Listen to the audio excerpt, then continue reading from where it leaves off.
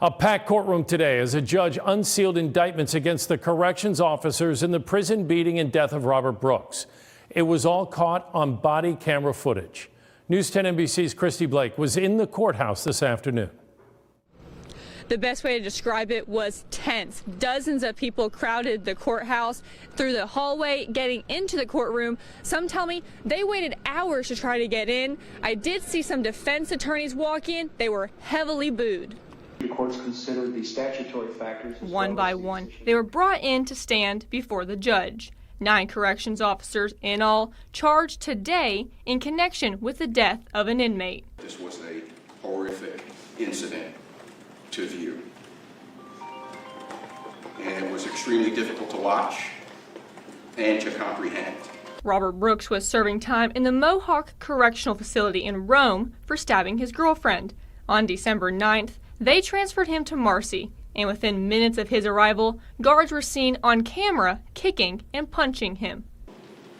Robert died of massive beating to his body, both externally and internally. Several of his internal organs were bruised. His hyoid bone was fractured.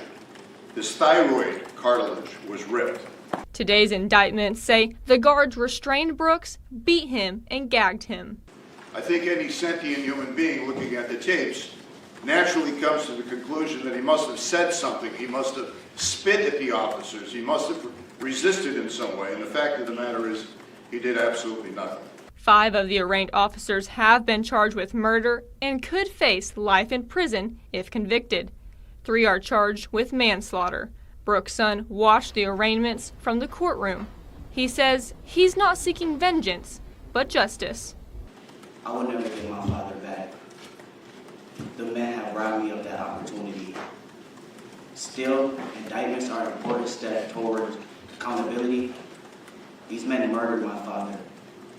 It was on video. And as of tonight, all of the defendants have bonded out. They're expected back in court March 31st. It did get pretty loud sometimes in the courtroom and the overflow room where we were at. Some people were calling for no bond, saying they should have to sit in jail until their trial. Reporting from Oneida County Courthouse, Christy Blake, News 10 NBC. Today we also learned 3 other people have already entered pleas. 3 more are still being investigated. Those names have not been released.